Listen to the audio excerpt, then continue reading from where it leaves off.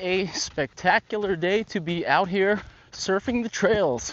I am out here today running in the On Cloudsurfer Trail 2, and yes, I do know a thing or two about surfing. Before I go ahead and get to it, I am going to cruise up this road for just a bit. I want to test a similar section where I tested the original Cloudsurfer Trail version 1. I want to kind of see and feel out if my thoughts about that shoe match up with this new V2. I have some thoughts and vague recollections on my feelings about that shoe, but I think running in the same area will jog my memory a bit and hopefully maybe point out if anything's changed here with the new version 2. It's actually a good time to be out here cruising and surfing around. Recovering from Mammoth Trailfest, want to take it a little bit easy. Easy terrain underfoot, nice comfortable cruisy shoes underfoot, and I think the Cloudsurfer Trail 2 is going to be a good match for what I'm looking for today. Through the specs while I head over there, I actually have this pair in a US 10. I tested the original version 1 in a US 9.5, but I have been sizing up by a half in On running shoes recently. Tested a few road models, also Cloud Ultra Pro. I do have the Cloud Ultra 3 in a 9.5, but I did that specifically just to test the sizing. I should be a half size up US 10 in On shoes. The midsole is called out as On's Helion Super Foam. Feels like a little bit of a softer variety in this model here, leaning less towards bounce and responsiveness, more towards cushiness, comfort, and softness here. Clocks in at 10.5 ounces, 298 grams. It's got an 8 mil drop. I measured 39 at the heel, so that gives 39.31 millimeter. You've got On's Mission Grip rubber underfoot with just a touch of lugs here. 1.5 millimeters, which is not too far off from their Cloud Ultra models. I have also tested the Cloudsurfer 2 Road model, which of course has a flat traditional road outsole on it, but I always do feel like just a touch of lugs isn't any detriment in a shoe that's labeled as, say, light trails or road to trail or even gravel. 1.5 mil, it's not gonna hurt anyone. It's all coming back to me now. I do remember running down this section in version 1 and it felt adequate. It felt like I could handle it, but it just felt like I was running a little bit tall in the shoe. It's a high stack shoe, again, leaning towards soft and cushiness in the midsole. You have that Cloud Tech phase design, the pods kind of gradually compressing, sort of like dominoes, kind of like an angle as you go. Gives a little bit of mechanical compression I've talked about in other On reviews. It does feel like a little bit more stable than I remember. My memory could not be accurate. I have to go back and check, but it does feel pretty stable coming down here, I have to say. This is, of course, not the most technical of running here, but I don't think this is the most technically designed trail running shoe either, and definitely feel like I can handle it. Loose gravel, kind of maybe shifty underfoot with the rocks and all, but felt pretty good there. I might go ahead and do more than one close-up here, but I just wanted to talk about real quick maybe why it felt a little bit stable on that downhill. I think there's solid level of arch contouring under the foot in this shoe, around the midfoot. Something that I wanted to talk about in my H1 review, which I discussed a bit in the comments with some follow-up. This one feels like very full under the middle of the foot, but not just particularly on the medial side. It feels full throughout the entire width of the middle of the foot, like a full kind of feeling underneath the arch from the medial side all the way around to the lateral side. Just feels like full support, but not in any particular protruding way. That's a concern that some runners have, maybe having some prominence under the middle of the arch, or perhaps more towards the rear of the heel here. This shoe just feels more full throughout, and it almost has that kind of North Face Vective rocker feel where my heel does feel like it's seated a little bit lower. I measured 39mm stack at the heel, and I measured 31 under the forefoot, but it almost feels like the highest point of the shoe is maybe around here, and the heel is maybe 2mm lower than over here, just due to the feel. I don't know if that's actually accurate, but that is really the feel of the shoe, and I find that that makes the heel sit a bit lower. I don't recall if I had heel slippage issues in version 1, but I don't have any in version 2, even at a half size up, and no lace locking here. There is a big ring of padding in here, but it does feel very secure in the heel, and I kind of feel like I might have had some heel slippage in version 1. Again, I think due to that kind of geometry there, similar to what I feel about North Face models, where I feel like the arch is a little higher, the heel sits maybe a touch lower. That seems to lock in the heel. It also can put a little strain on the heel and the Achilles and the lower leg. I did notice as I started the run, usually it happens more so in the beginning of runs, and then it tends to kind of stretch out and loosen up, like the sides of my heel and my Achilles even. I can notice a little bit of pulling early in runs when I wear this shoe, but it tends to kind of go away as things loosen up on the run.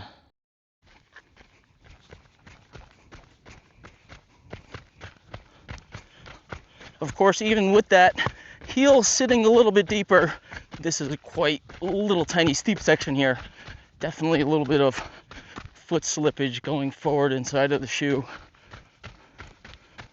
Even though I do feel somewhat secure and stable in this shoe, I am a little bit careful shifting around a bit. You can see on this little bit of a downhill run here, I'm trying to dance a little back and forth, but I am actually being very careful where I'm placing my feet. Really trying to make sure I have a nice flat spot for the majority of the shoe to land underfoot. I honestly think a lot of that is due to the upper, not actually the midsole and, the foothold security, heel being seated very well. I think it's actually the upper. It's really a comfort upper. It feels so soft and plush around the foot that I don't actually have a good proprioceptive feel of the upper material itself wrapping around my foot. Just kind of feel like a little bit like my foot is floating in space here. Not what you want to have in technical terrain, certainly, and in most trail running, but it is, like I said, very plush feel. If you want to just feel comfort and maybe feel a little bit of restriction in other trail shoes or tight, possibly rough feeling upper materials, you've got none of that in this shoe. It feels super comfy. So I guess you have to judge if, that's okay. Like if you want to bring this shoe into, more real type trails, or if you love that comfort feel and you are going to be sticking to light trails.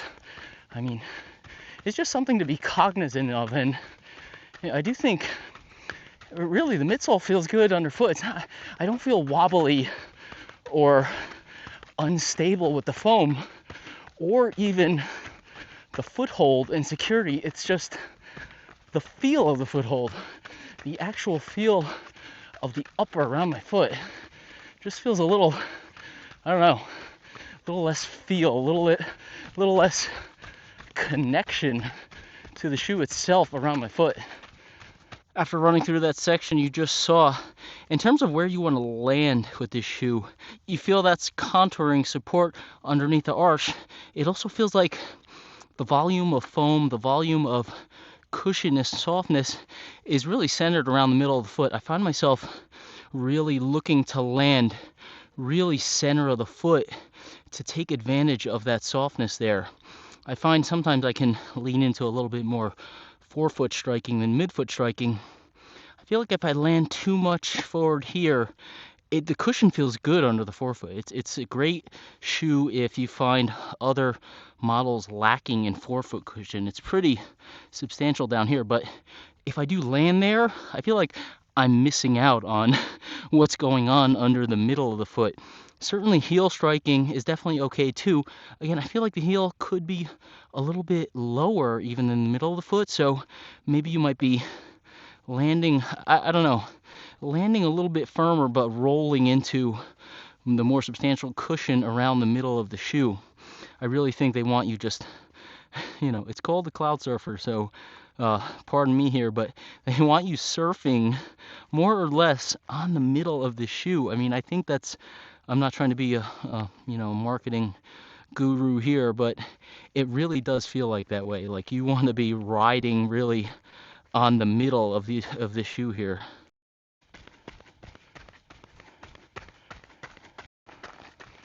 Running a little bit uphill here also feels pretty good due to the nature of that geometry I was just describing.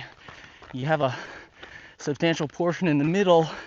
Forefoot is good, but with a little forward lean, I do kind of feel supported under the middle of the foot with that midsole, and I feel like you definitely roll into the forefoot and the toe when I'm climbing.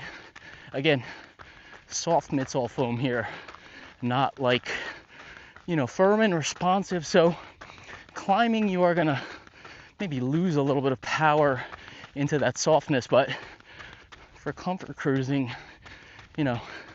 it's pretty good. You can see and probably hear what I'm running in right now. There's no reason why this wouldn't be an excellent entry into the gravel running market. It's got everything you need here. Soft cushion, decent but not crazy foothold. Again, leaning for comfort in this model. Also a little bit of lugs just to grab those little bits of gravel underneath your foot or path or trail, whatever you're running on. Sand a lot of times in my case. Running a hard-packed dirt road descent right here, and what I was talking about earlier about the heel, I think that does hold true. Definitely a little bit more on the heel, not at the moment in a bit of a flat, but as I was running back down there, I was definitely landing more towards the rear of the shoe, and it honestly felt a little bit firmer than I would expect from this level of cushion, 39 under the heel, and also just the general feel of the softness of the foam itself. When I am landing on the heel, it does feel definitely a bit firmer than when I'm just, say, in more moderate, less steep grades, cruising and landing around the middle of the shoe. It definitely feels softer and cushier in that type of rolling terrain and environments than, hard descents like right now. I also do have the waterproof version of the shoe. They actually sent me that one first earlier in the summer. Still it was extremely hot when I got that shoe, and still warm right now at the moment. Kind of took it out for a couple early morning colder runs, but I'm holding off on colder weather to test that one more extensively. One thing I will note, waterproof upper there, not officially Gore-Tex, but it is definitely stiffer in the upper, and for that reason, I assume I don't have as good heel lockdown in that model. Heel lockdown much better in this non-waterproof version. You can see I had no heel locking in the waterproof model. I definitely had to heel lock to get my heel seated and to feel like it wasn't pulling up on me. And interestingly, that's something I also noticed with the Arc'teryx Norvin LD4. The Gore-Tex felt really stiff, and I also heel locked to get the heel hold in that shoe that I wanted, but with the regular LD4, just felt completely different underfoot. So I don't know, buyer beware with Gore-Tex shoes. I typically don't prefer to run in them, but I do like a good Gore-Tex shoe for casual use. My feet get cold in the winter, so just kind of walking around town and maybe a run here or there just to keep the feet warm. The pricing is a touch on the high side, but at least spending that kind of money, you can rest assured that you're getting pretty much the best craftsmanship and quality in a running shoe that you can get. A lot of the big brands do tend to have it dialed, but On perhaps is the best. You never have an issue with quality in any On shoe. They usually measure and weigh exactly the same to the gram. Never a stitch out of place, anything, any elements of the shoe looking cheap at all 100% high quality, so at least you've got that for your money. Looks and styling, of course, also can't be ignored anytime you're dealing with a kind of light trail type of model. This being no exception. I know a lot of people are looking for that sleekness in the On brand. You might also have more casual type of runners looking at this shoe as opposed to, say, a Cloud Ultra 3 or, of course, a Pro model. This shoe will certainly meet those needs both on the trail, on the run, and cruising or surfing around town. Thank you for tuning in once again. Like and subscribe. As usual, check out the description. Links to other On running shoe reviews that I've done in the past. I'm definitely going to follow up again with the Cloud Ultra 3. I'll probably throw this one in the mix. Also, comparison, of course, to the Cloud Ultra Pro. So keep an eye out for that one in the near future. Don't tune out just yet. Before I go, I'm actually going to do a little comparison between this one and the other two Cloudsurfer models that I got at home, road version and waterproof. So stay tuned. I've got the On Cloudsurfer lineup right in front of me here. I've got the Cloudsurfer Trail 2, which I was just running in. I've got also the Cloudsurfer Trail 2 waterproof version right here, which have a couple runs in by now, but it has been kind of warm, as I was saying, so I'm holding off until it cools off a little bit. I've got the Cloudsurfer 2 regular road version here, and I want to start with this one because this one kind of matches more closely to the Cloudsurfer Trail version 1 that I had previously tested. The upper construction, you can see here, similar setup to version 1. They've changed it here in version 2.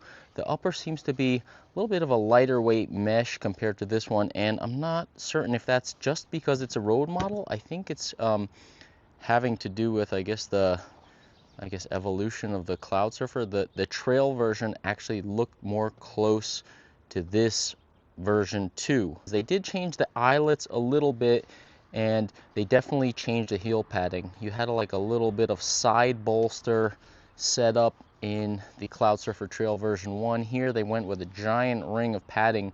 I did a full review of this one, bit of a comparison with the Max version, and I did note in that review that I liked what they did with the heel here because I did get some heel slippage with that kind of bolster setup in the Trail version 1. But the Trail version 1 felt kind of light like this shoe does. This is a 9.5 ounce shoe, 270 grams. I have this in a US 10. My Cloudsurfer Trail version 1 was 9.7 ounces, 274 grams in a smaller US 9.5. So again, I had a smaller US 9.5 in the Trail version 1, but I experienced more heel slippage in that version. They definitely improved the heel, and I was hoping they would do something similar in the Trail version 2, which they did, but the design of the shoe is completely different. So if we look at the Trail version 2 here, you can notice, and maybe it's hard to tell visually, but the midsole seems significantly beefed up in comparison to this one here. Again, I don't have my version 1 Trail anymore, but comparing it to the road version, it looks significantly beefed up. They did something similar with the heel here. So again, I know I have a half size up US 10 now. I've been going with 10 and On.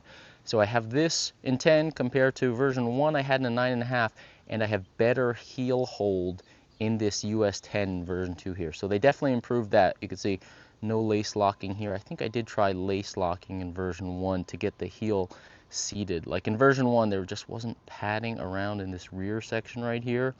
But looking at the shoe here, I'm loosely comparing it to the road version because, like I mentioned, this one is 9.5 ounces Version 1 was 9.7, and this version 2 is now 10.5 ounces, 298 grams. So significant increase. I've got 0.8 ounce increase. I do have a half size up here, but still that's a big jump in weight, and I could kind of tell in feeling the shoes. Again, it's different because this is a road shoe and this is a trail shoe, but I do note that this is pretty beefy. The upper material of this shoe, pretty beefy, pretty soft, pretty plush. Like, this tongue is super soft, super thick from all the way up here all the way to the bottom. One thing, you won't have any issues with the tongue being short or anything like that. Plenty of padding, nice and comfortable all around this collar on the interior here. You have a gusset on the side, not full length, but the thickness of this tongue extends all the way down here, and the upper material, it's kind of a dual layer. You have this outer gray mesh, and there's like a black inner mesh layer in there. So something I talked about when I was running there, it just felt like I had a little bit of disconnect with the shoe wrapping around my foot. It just felt comfortable, felt very plush, very soft, but I just didn't, like, have the feel of it on my foot. So it made me a little bit uneasy running in technical terrain where it's a little bit shifty and stuff like that. Whereas I kind of didn't notice that in version 1. I really like this road version here. It feels so light and it feels so nimble. And I almost, aside from, I think these lugs, of course, are better for trail. I'm always a fan of having a little bit of lugs. But a lot of the terrain you saw me running in this shoe can certainly be handled in this shoe right here. And it just has a lighter weight feel on foot. It's something I did notice with version 1 of the trail. It felt lightweight. It felt pretty quick, but it was just, it's a narrow platform. You could see around the middle of the foot, and there's not much overhang. There's not much width to this shoe. This is a road version, of course, but again, if you look at trail version 2 from behind, there's not much width to it. So you do feel like you're running a little bit tall, and with this shoe, I feel like it's a little bit tall still, as it was in version 1, and it is in this shoe, but it's a little bit heavier. So it just feels more of like a comfort cruiser than kind of, say, an agile lightweight trail shoe where you have to manage a little bit of wobble, which I think is fine. Again, I had that problem with the heel hold in version 1, so that was something that really held it back. If they had maintained the design of version 1 and just maybe changed the heel like they did in this road model here, I think I would enjoy that trail shoe a bit more than I enjoy this one. It doesn't seem like it fits the same trail terrain as I felt in version 1. This just feels like more of a cruisy shoe. Again, it's 10.5 ounces, so it's kind of on the heavyish side, and just the feel of the cushion underfoot, as I was talking about on the run, feels like a lot under the middle of the foot. It feels like it's a very comfortable, smooth riding cruiser type shoe with the upper comfort to match around the foot. So I would say it's a little bit different than version 1, definitely beefed up a bit, but again, if you're looking for those cruiser miles, this is a good option. Quick look at the waterproof version. Here we've got 11 ounces, 312 grams. So this is significantly heavier. I have a waterproof upper. It's not breathable at all. The reason I haven't been wearing it that much is it's still warm here. It's just coming up on October, and it keeps the feet warm. I don't necessarily like a Gore-Tex or waterproof shoe for running in particular. I feel like they just keep water in. I wouldn't wear them just for rain, but I do like them primarily casually, actually, to keep my feet warm in the winter. Just like walking around town in a Gore-Tex shoe is very nice in the winter. Maybe some extreme cold days. With this type of shoe, it rides similarly to this shoe, but I would say it does feel a little bit stiffer. The upper, for whatever reason, makes it, you wouldn't think that it would affect the ride that much, but it really does. Something I talked about with the Norvin LD4 Gore-Tex. It doesn't flex as easily, and of course it's heavier. You'll notice where I have the lacing here. I also need to lace lock in the waterproof version. It's pretty much the same shoe from the midsole down with a waterproof upper here, but everything else about the design and construction, the tongue, the laces, the eyelet kind of rings over here, everything is exactly the same, but I do need a lace lock in this waterproof version, whereas I feel totally fine without it in the regular non-waterproof version. So I will be putting some more miles in this as the weather cools down to see if it maybe, just quick comparison, see if it opens up a little bit more with the usage. Maybe the upper will kind of loosen up a bit and allow me to feel a little less stiff on the run. But definitely trail version 2, I think it's really a cruiser shoe these days, and maybe they did that on purpose because they have the new Cloud Ultra 3 model and also the Pro version, of course. So maybe that kind of performance edge aspect of on trail running shoes, they kind of delineate that into the Cloud Ultra 3 model, and then kind of position this, beefed it up a little, made the upper a little bit more plush so that it gives you a bit more comfort as a cruisy shoe. So again, thank you for watching. Like and subscribe. I will be doing a follow-up Cloud Ultra 3 review, and maybe I'll talk about the shoe a little bit more as I run in that one. So I will see you out on the trails, and stay tuned for that review.